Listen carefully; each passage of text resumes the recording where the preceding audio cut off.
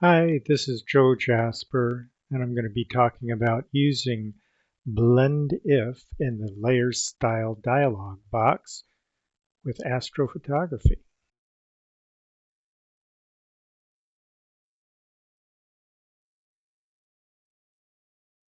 Come over to our Layers panel and click on the layer we want to affect, in this case, top layer.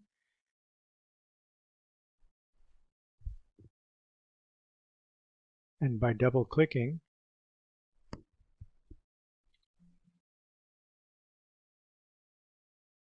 it'll bring up the Layer Style dialog box. And in the center here, you'll notice there is current layer and underlying layer. What we're going to tell this layer to do is how to interact with the layer below. I can tell it to not affect the highlights by dragging a highlight slider to the left. I get that off the image.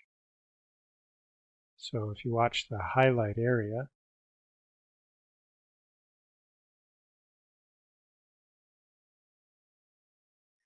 or the darks,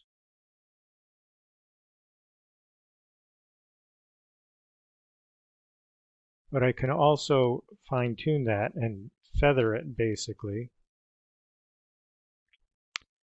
by coming to the highlight caret and pressing Option or Alt and click on that, and it now separates into two parts. To feather it, I draw the left side to the left, and then if I need to, I can drag this down too. This is going to be the widest whites of the underlying layer, and by moving it to the left, it says, okay, top layer, I don't want you to affect the brightest whites, and I want you to feather the rest of the highlights.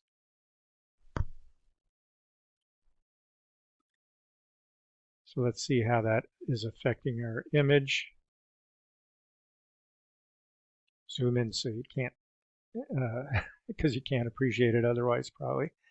But here I'm going to split the highlights. Take it down. Now you're starting to see a separation of those stars a bit, and I can bring this down a little bit too. The other thing this does is it does help with some of the star bloat. So I can do the same now for the background. Split it, Alt or Option click, drag the right side to the right,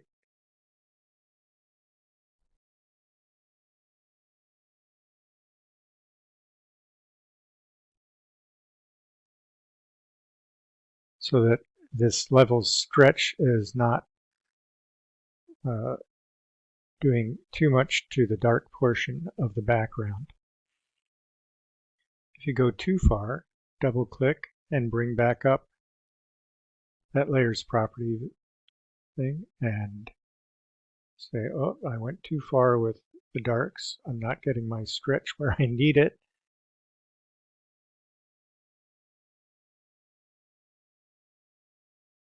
And just fine tune what you need to do.